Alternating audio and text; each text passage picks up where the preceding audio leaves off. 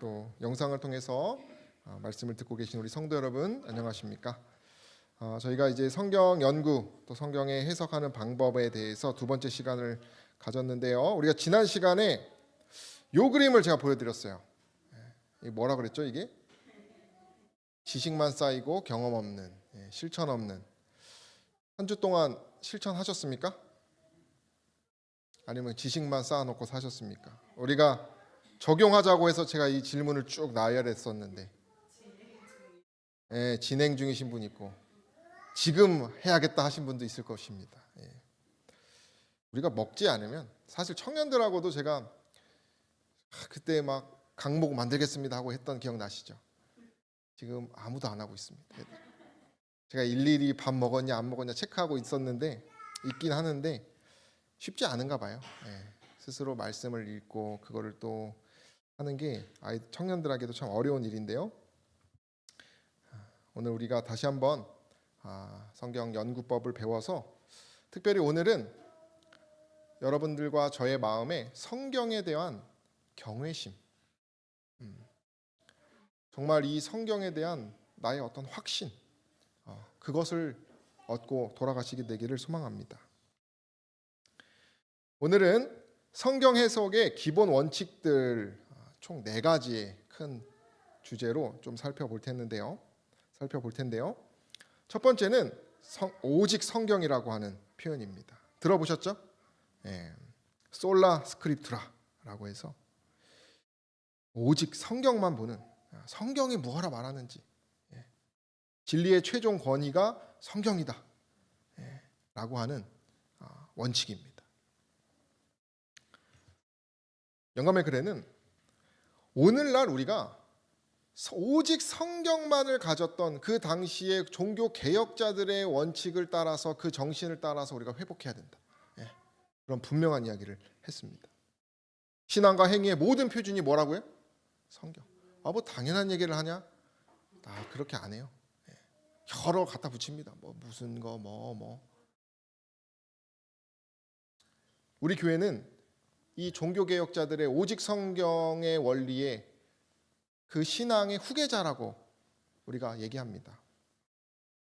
우리 교회는 성경 기자들과 안디옥 학파와 종교개혁자들의 해석학을 받아들입니다.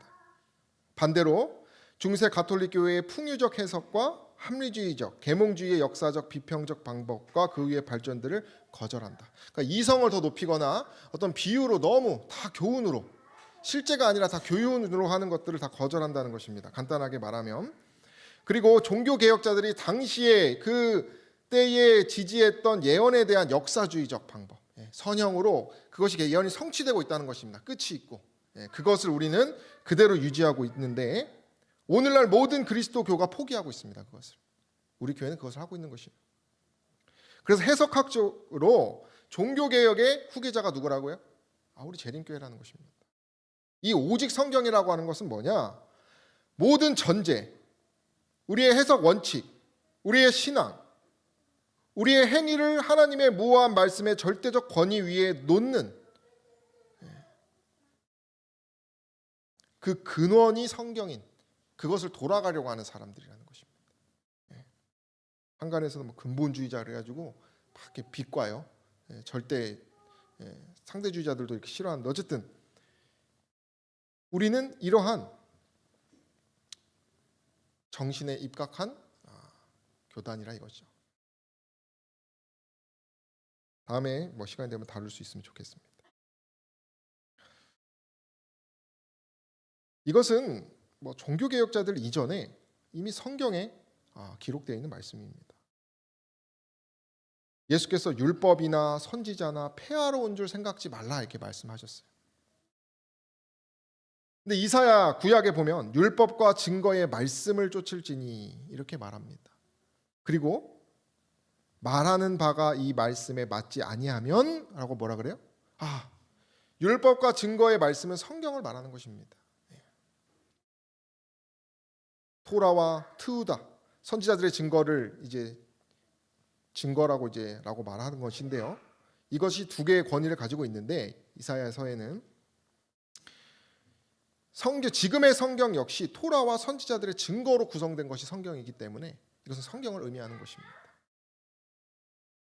그래서 이 성경의 권위를 예수께서도 가르치셨고 구약도 역시나 가르치고 있다는 사실이라는 거죠.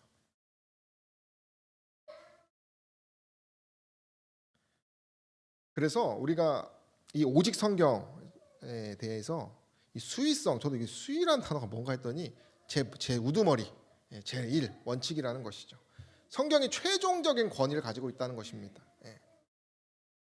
그러나 오늘날은 영매나 강신술 이런 것을 통해서 좀 이런 것을 더 이렇게 믿는 편인 것 같아요.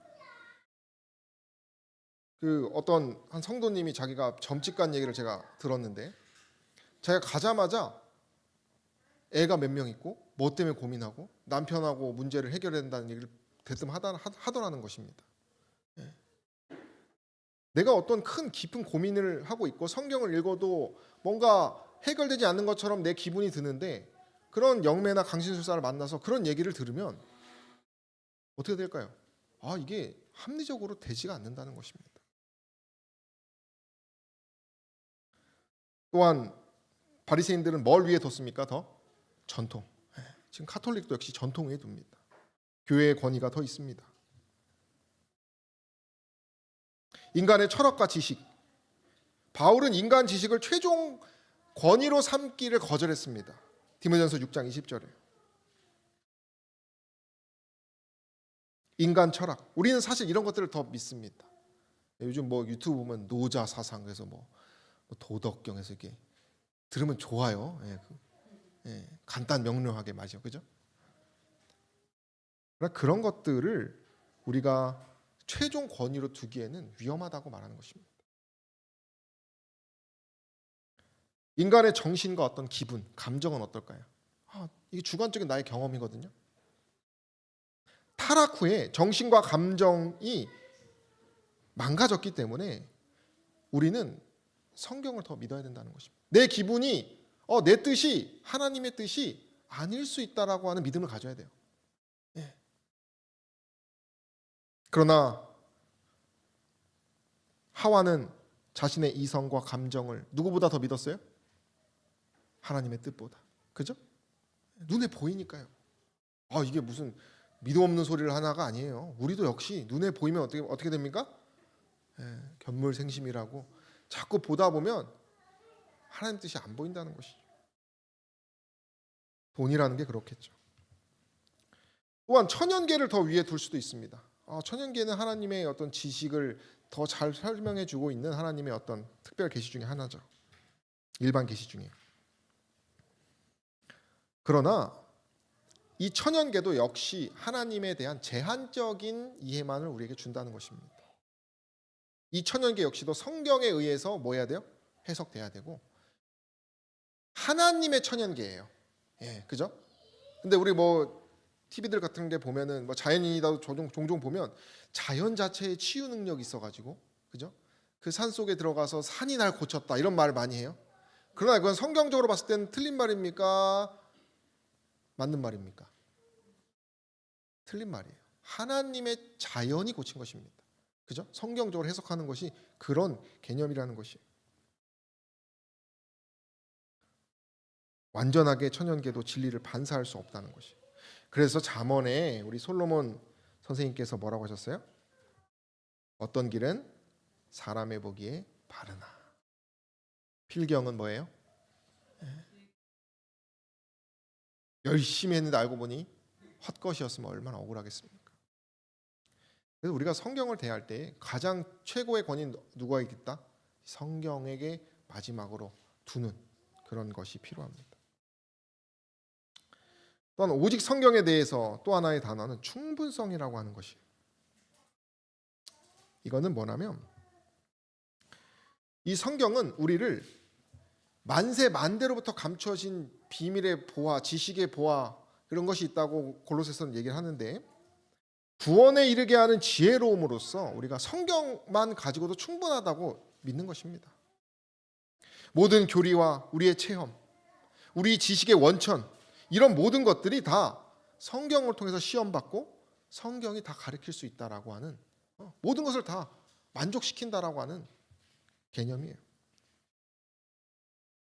성경 역시도 이사야 8장, 요한복음 17장, 디모데후서 3장에 계속 그렇게 얘기합니다. 그리고 성경은 오류가 없다는 것을 믿어야 되는 것입니다. 필사나 어떤 번역의 오류는 있을 수 있지만 그 성경의 이야기는 오류가 없다는 것을 믿는 것입니다. 그 신앙의 기준을 삼고 하나님의 관점과 기초 원칙을 제공하는 것이 성경임을 우리는 알아야 하는 것입니다. 이사야 66장 2절에는 나의 손이 이 모든 것을 지어서 다 이루었다 이렇게 말하십니다. 그러니까 이 하나님께서 모든 걸 다 충족시킨다라고 하는 믿음을 가지고 우리가 성경을 대해야 된다는 것이. 그렇게 하시겠습니까? 예. 그러나 그렇게 안 하나 봐요, 다. 머리로는 그렇게 알지만. 성경상 어려운 문제들은 철학적인 문제들을 이해하기 위하여 사용하는 것과 동일한 방법으로는 결코 해결할 수 없다. 그러나 철학을 덧붙여가지고 하죠. 우리는 과학의 분야에서 많은 사람들이 간직하는 것과 동일한 자부심을 가지고 성경을 연구해서는 안 된다. 제가 이제 청년들하고 안교 교재를 제가 이제 직접 이제 만드는데, 왜냐하면은 그 뭐 중고등학교 이게 교재가 예쁘게 잘 나오는데 가끔 보면 이게 과학책 같아요. 그 내용이. 그 이제 이해를 도우려고 하는 건 좋은데, 우리가 흔히 이제 과학으로 이렇게 접근할 때가 있는데, 제가 이제 이제 지구과학 선생님이신 또 장로님이시고 또 이렇게 성경 재림교회 그 과학 연구하시는 분의 얘기를 들었더니, 우리가 이 과학이 이렇기 때문에 1더하기 1이 이렇기 때문에 성경을 믿어야 돼라고 하는 주장은 굉장히 위험할 수 있다는 거예요. 그래서 그럴 수도 있다라고 접근해야지, 이게 이렇게 해서 이렇게 된 거야 라고 말해보면 나중에 그것을 발목을 다 잡힌답니다. 그런 게. 그래서 그런 것들을 지금 끊임없이 연구하고 있고, 그럴 가능성이 높다라고 접근한 것이 좋다고 제가 들었어요. 그리고 과학을 가지고 성경을 접근한 것이 아니라 성경을 이제 과학으로, 그런 믿음 안에서 우리가 이 성경을 대해야 하는 것이 건강한 재림교회 접근법이라고 말한다는 거예요. 그러니까 결국 믿음 위에서 뭐든지 다 뭐 해야 되는 것입니까? 철학이든 과학이든 세워야 된다는 것이죠. 오히려 우리는 그래서 하나님께 경건하게 의지하고 하나님의 뜻을 알고자 하는 진정한 소원을 가지고 연구해야 한다, 이렇게 말하는 것이죠. 우리가 하나님의 지식을 얻기 때문에 정말 이걸 경외심을 가지고 하나님께 나에게 말씀을 주신다, 그런 마음으로 말씀을 봐야지 감동을 받는다는 것입니다.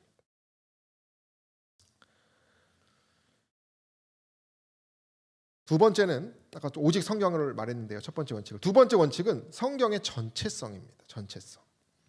이거는 토타 스크립투라라고 하는 것이에요.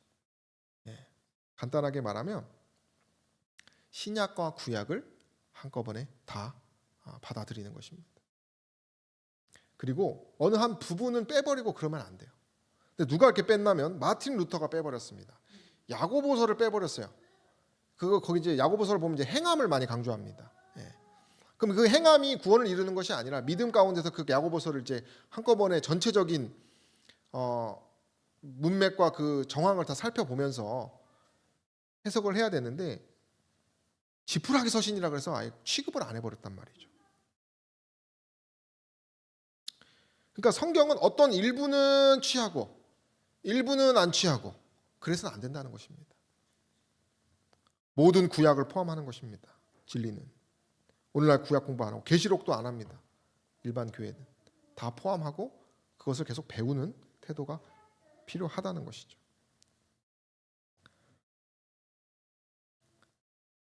그래서 바울 선생님도 모든 성경은 이렇게 말했어요.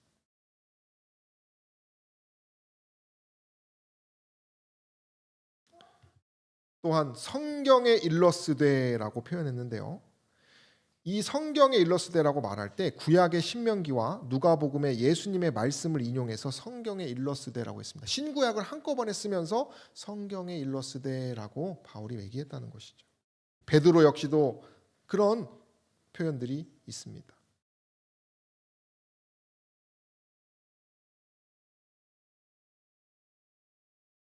그래서 모든 성경, 구약과 신약은 역시 하나님의 감동으로 쓰여진 것이기 때문에 하나의 감동, 한 성령으로 인해서 쓰여진 것이기 때문에 우리가 하나로 보는 것이 중요하다는 것이죠.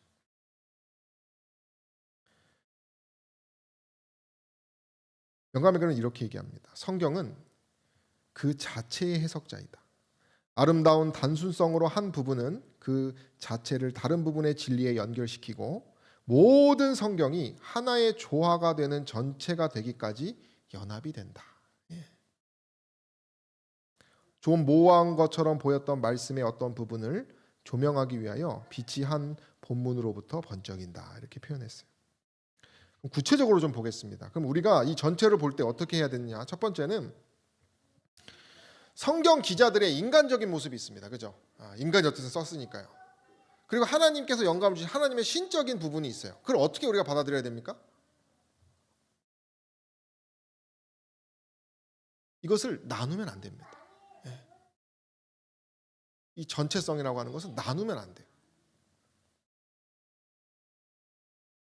선지자들이 막 충동을 받아가지고 자기가 갑자기 그냥 뭐 하나님 뜻도 없이 말한 것이 아닙니다. 성경은 다 하나님께서 말씀을 주셨기 때문에 그걸 그대로 전한 것이 선지자거든요. 감동하심 받은 그대로.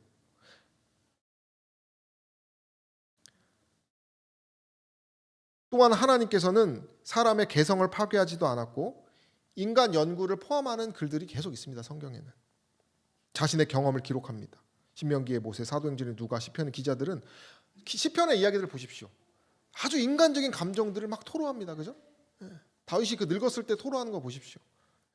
하나님께서 그거를 이렇게 말살하지 않으셨거든요. 또한 같은 사건을 다른 각도에서 사복음서처럼 이게 다양한 각도에서 설명하죠. 그죠? 누가는 약간 이방인에게 좀 설명해 주려고 사복음서를 쓰고, 요한은 자신의 믿음을 위해서 사복음서를 쓰고, 그렇게 다르지만 다 하나의 전체성을 가지고 있다는 것입니다. 왜냐하면 하나님의 성령의 인도하심으로 그것을 썼기 때문에 그런 것입니다. 그러나 왜 이런 얘기를 자꾸 하냐면 어떤 사람들은 뭔가 새로운 해석이라 그러면은 그걸 자꾸 쫓아가요.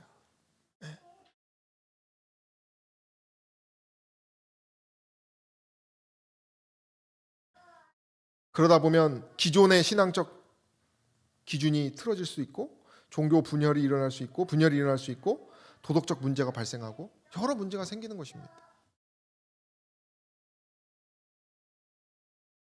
야고보서를 지푸라기 서신이라고 해버리니까 어떻게 됩니까? 그 행함을 위해서 믿음의 그 순수한 행함을 했던 사람들이 희롱을 당하는 것이. 그러면 그 교회 다니고 싶겠어요? 난 열심히 지금 하나님 뜻에 따라 순종하고 있는데.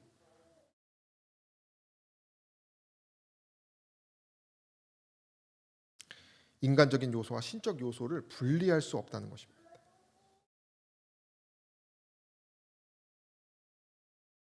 여기 보면 베드로서에 보면 우리에게 더 확실한 예언이 있다 그런 것은 성경이 더 확실한 성경에 대한 권위를 확실하게 말하는 것입니다. 성경의 신뢰성을 입증하는 표현이에요. 그리고 밑에 예언은 언제든지 사람의 뜻으로 낸 것이 아니에요.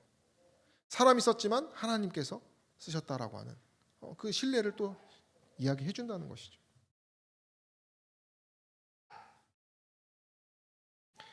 우리가 이것을 이해하려면 신성과 인성이 연합된 분이 있습니다. 누구죠? 예수 그리스도가 그렇게 되는 것입니다. 하나님의 아들이심과 동시에 사람의 아들이신. 그러니까 예수님께서 요한복음에 보면 말씀이 누구라 그래요? 하나님이다. 말씀이 육신이 되었고 독생자가 그분이라고 얘기합니다. 분리됩니까? 분리되지 않죠. 마찬가지라는 것입니다. 누군가가 이 성경이 신뢰할 수 없다. 사람의 개성이 들어갔다. 하나님 거하고 나눠야 된다. 이런 식으로 막 이렇게 혼란스럽게 우리의 믿음을 공격한다면 단호하게 거절하시게 되기를 바랍니다. 또한 전체성의 두 번째 이제 세부 내용은 성경은 모든 것이 다 하나님의 말씀과 동등한 것입니다. 어느 부분만 하나님의 말씀이고 어느 부분은 아니다라고 하는 것이 아니라는 거예요. 하나님이 말씀하셨다는 구약의 구절이 1600번이 나옵니다. 또한 신약에 기록되었으되 하나님이 이르시되 뭐라고 기록되었느냐, 그리고 너희는 뭐라고 읽을 것이냐라고 예수님께서 얘기하시죠. 예.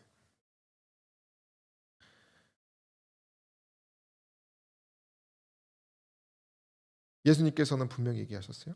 모든 말씀으로. 여기 모든 말씀은 히브리어 구약의 단어를 인용한 것이고, 또 신명기 8장 3절 예수님의 말씀은 여기서 말씀하셨던 예수님의 말씀은 구약을 인용한 것입니다.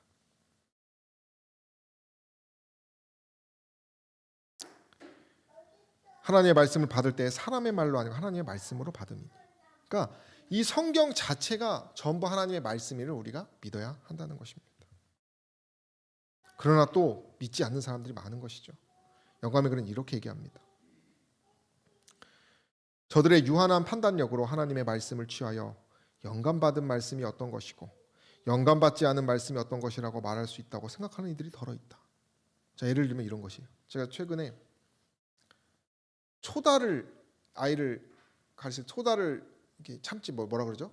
하여튼 때리라고 돼 있잖아요, 잠언에. 그죠? 아이들을 위해서. 근데 어떤 분이 그걸 듣더니 그건 옛날 얘기야. 네. 바로 이런 것이에요. 우리가 지금 보기에는 뭐 같아요? 그것이 아닌 것처럼 보이지만 하나님의 말씀임을 믿고 우리가 그걸 다시 한번 내 기분과 내 생각과 내 철학보다 그 하나님의 뜻에 대해서 생각해 봐야 한다는 것입니다. 물론 영감의 글에는 한 번이라도 때리지 말라고 돼 있긴 돼 있어요. 화인 여사는. 그러니까 우리가 그것을 대할 때 그냥 내 기분, 내 철학, 내 경험에 빗대어가지고 성경을 이거는 취하고 이거는 버리고 그러면 안 된다는 것이죠.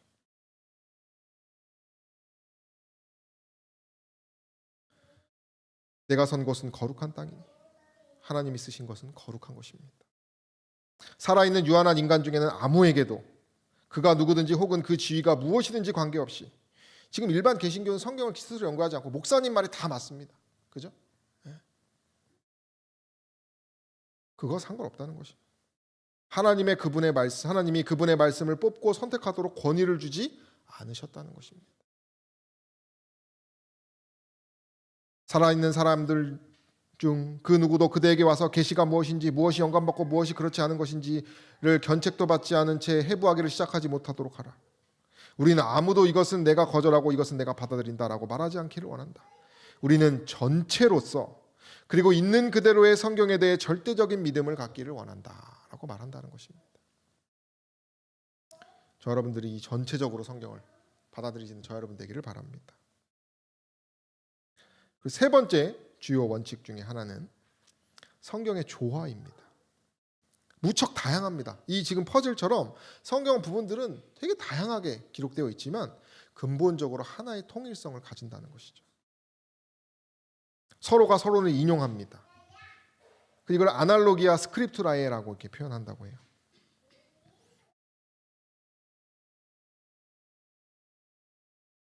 우리가 이게 전에 했던 거랑 비슷비슷한데요, 조금씩 분명히 다릅니다. 그래서 분리될 수가 없는 것입니다. 그래서 서로를 발전시키고 완전케 하는 것입니다. 내가 폐하러 온 것이 아니라 완전케 하러 오신다고 예수님 말씀처럼. 그럼 세 가지 측면을 보겠습니다. 이제 우리가 이거 하고 이제 끝이에요. 첫 번째는 성경은 그 자체가 해석자입니다. 그래서 다양한 부분의 통일성을 가져서 각각이 열쇠가 됩니다. 우리가 예언 풀 때도 그죠? 다니엘, 계시록 이런 것들을 보잖아요. 그죠? 서로가 그 짝이 있습니다. 마틴 루터도 성경이 성경 자체의 빛이다 이렇게 얘기했어요. 근데 이것을 우리가 뭐 무분별하게 막 마구잡이로 막 끼워 맞춰가지고 내 생각으로 까여 맞추는 것이 아니라 그것이 다 지혜롭게 짜맞춰야겠죠. 모세와 및 모든 선지자의 글로 시작하여, 예수께서 자신을 설명하실 때 모세, 토라와 모든 선지자의 글 여러 개를 인용하셔서 자기를 설명하셨다고 설명합니다.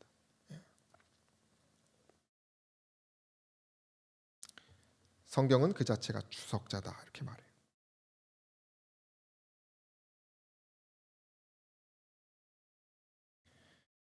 또한 이렇게 얘기합니다.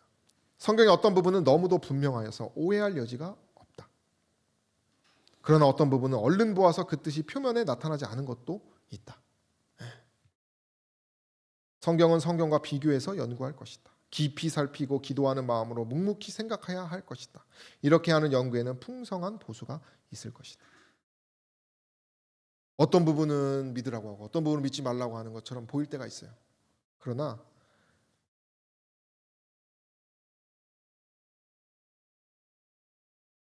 우리는 깊이 살피는 기도하는 마음으로 성경과 성경을 이렇게 살펴야 돼요.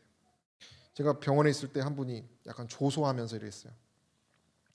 우리가 이단이라고 하는 전제를 깔고 성경 이 부분을 이렇게 적용했다가 또 저 부분을 저렇게 적용했다고 이렇게 믿게 하겠죠? 이런 식으로 이제 저한테 조소를 하더라고요. 합리화한다는 거죠. 그럼 우리 교회는 그렇게 하는 것이 아닙니다. 성경을 전체적으로 그리고 조화롭게 성경을 우리가 살피고 있어요.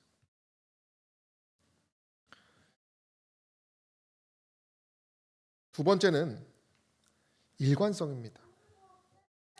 성경은 성경을 대적하지 않습니다. 성경으로 성경을 공격하는 사람들이 있어요. 뭐 모순적이다 이런 식으로 얘기하면서 아까처럼 그렇지 않습니다. 서로 다른 강조는 있을 수 있지만 모순이나 오해가 없습니다.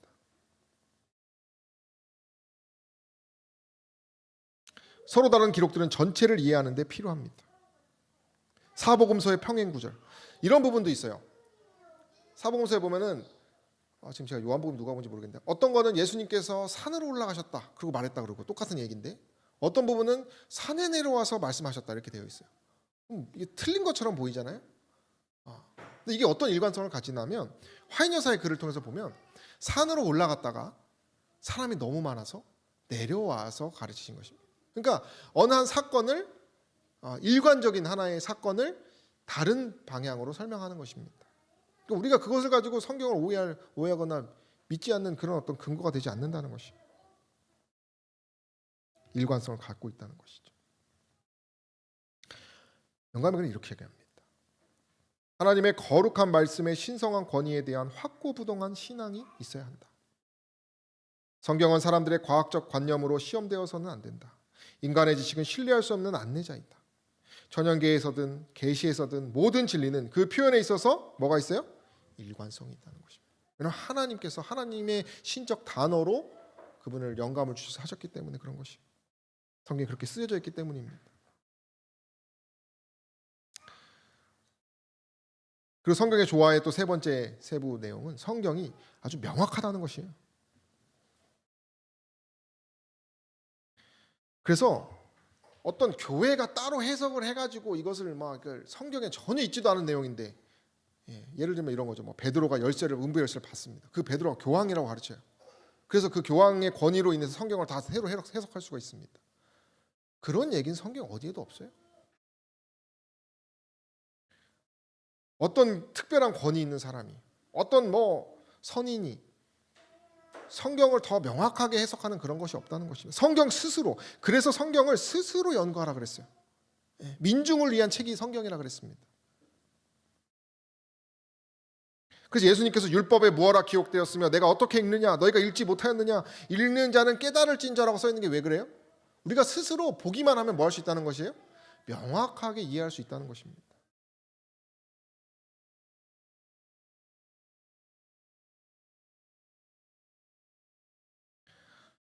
또한 명확한 것이 몇 가지 있는데요. 성경을 기록한 그 기자들이 다 모범적입니다. 명확한 삶을 살아요. 그죠? 품성이 명확합니다. 그리고 참된 의미가 다 같습니다. 서로 상호 보완하고 결국 구원에 이르게 하는 예수 그리스도에 대한 죄를 없이 하는 하나님의 그 구속의 경륜을 얘기합니다.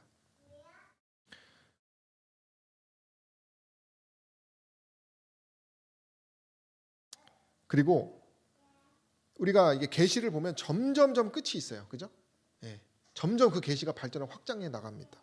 나중의 계시가 이전의 계시를 뒷받침하기도 하고, 또 신약의 산상설교에서 보면 예수님께서 구약의 십계명을 무효화하지 않고 그것을 통해서 더욱더 진리를 밝히 깨닫게 하십니다. 그래서 점진적으로 점점 이 계시의 그 빛이 하나로 모아진다는 것이죠. 그렇게 명확하다는 것이에요, 성경은. 막 뭐 이해도 못하고 그런 수수께끼 같은 것이 아니라는 것이죠. 우리가 이 성경의 명료성, 명확성을 기억하시기를 바라고요. 이제 끝으로 마지막 원칙 네 번째는 영적인 것은 뭐로 분별돼요? 영적인 것으로.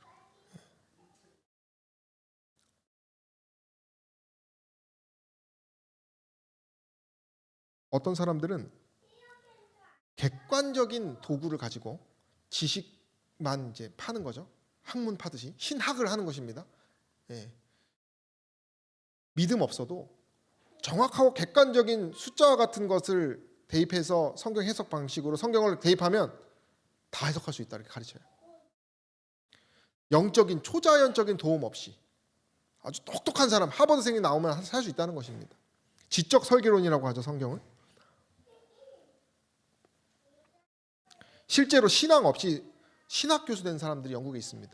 왜 신학 교수 하냐? 그럼 뭐라 그러냐면 성경만한 책이 없다는 것이에요. 성경이 제일 재밌다는 것이죠. 그러니까 이 사람은 믿음으로 성경을 보는 것이 아니라 이성으로, 자신의 주관으로 보는 것이죠.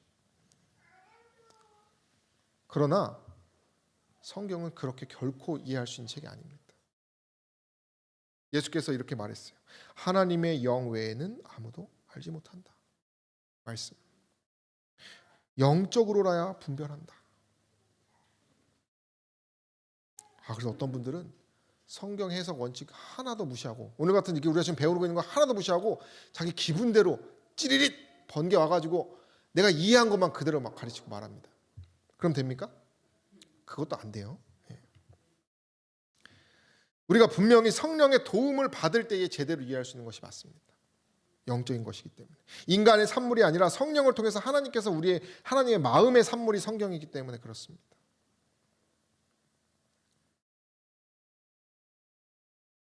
그러나 영적인 주석, 오직 영적인 것만 하는 주석도 위험해요.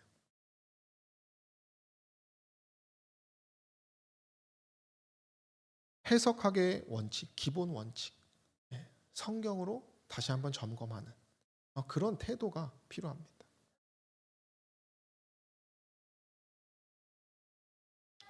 그래서 우리가 알아야 될 것이, 자연스럽게 우리는 성경 연구하다 보면 편견, 내가 생각하는 대로만, 내가 경험한 대로만 성경을 이해하려고 하는 그런 해석을 오류에 빠질 수도 있다고 말해요. 내가 원하는 것만 보이니까. 그러나 성경을 통해서 마음의 변화를 얻고자 하는 사람, 진정으로 하나님께서 나를 변화시킬 것이라고 하는 믿음을 갖고 성경을 보는 사람은 어떻게 될까요? 그런 아집들이 다 깨진다는 것입니다. 결국에는 다 그것이 최종적으로 하나님께서 원하시는 바대로 인도함을 받는다는 것이죠.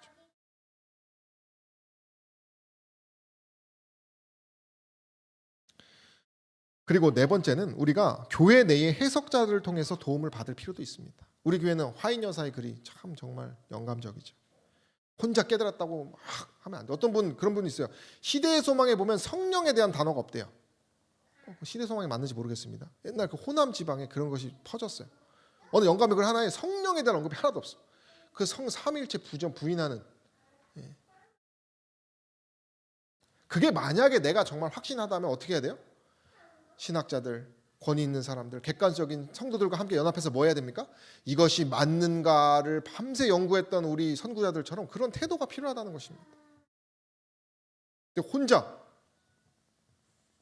과몰입하면 안 된다는 것이죠.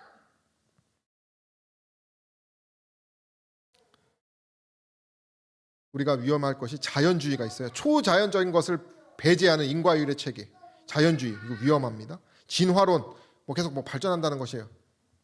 인본주의, 최종 규범이 성경이 아니라 하나님이 아니라 인간인. 상대주의, 절대적인 걸 다 거절합니다. 그래서 오늘날 우리 어떤, 아까 제가 근본주의자 얘기했죠. 어떤 절대적인 것이 없다는 것이죠. 다. 그런 것도 우리가 빠지면 안 되겠습니다. 성경이 그렇게 가르치고 있지 않기 때문에. 영감은 이렇게 얘기합니다. 성령은 성경을 대신하기 위하여 주어지지 않았다. 우리가 왜 방언을 왜 위험하다고 말합니까? 제가 옛날에 신학과 제가 좀 엉뚱한 게 있는데 방언 영상을 보니까 재미있어요. 제가 따라한다고 막 따라해봤어요. 근데 옆에 아주 신실한 형이 놀래면서 하냐, 그거 따라하면 안 된다고. 막 따라해보니까 막 감정이 막 올라와요. 네. 전 재밌다고 한 거죠, 철없이. 진리의 지식의 토대 위에서 해야 되는 것입니다. 네. 제가 보니까 그냥 부흥하는 원리는 방언하고 새벽기도 안 오면은 쥐잡듯이 잡아가지고 부흥시키는 겁니다. 지옥교리 가르쳐가지고 1차원적으로 감정이 시원해지는 거예요, 교회만 오면. 그러나 그것이 전혀 품성의 개발과 품성을 더 거룩하게 하는 것과 상관이 없는 것이죠. 왜냐하면 하나님의 말씀은 모든 교훈과 경험을 시험하기 위한 표준이라고 성경은 분명히 말하기 때문이에요. 왜 이만희 씨가 아니냐? 왜 이만희 씨가 재림 예수가 아니냐? 술을 마셔요, 그분이. 이거 여러 근거들이 있어요. 제가 왜 이걸 잘 안 하냐면 병원에 있을 때 진짜 내노라는 석학들이 나와가지고 어떤 넘어간 약사 딸을 가르치려고 한 제가 그 경험을 옆에서 직접 눈으로 봤습니다. 와, 근데 그 신천지 넘어간 그 딸이 신학과생이에요. 앤드루스, 미국 신학과 우리 교회. 팔짱을 딱 끼고 웃으면서 막 들어요. 근데 그분이 막 성토라는 게 성경의 기준대로 봐야 된다. 이만희 씨 이렇게 하는데 이거 선지자가 아니다 이렇게 말하는데도 그냥 이렇게 되지가 않더라고요. 결국 그분이 나중에 회개하고 여러 이제 간증하러 다녔어요. 예수 그리스도를 믿어야 됩니다. 그리고 예언이 맞아야 하고 우리 시금석들이 있잖아요, 그죠? 예. 그 성경이 기준이란 말이죠. 어떤 특별한 그래서 영감에게 성경은 뭐라고 말합니까? 오직 영들이 하나님께 속하였나 시험하라. 영적이라 그래가지고 시험 하나 나고 철석같이 믿었다가는 같이 어디 갑니까?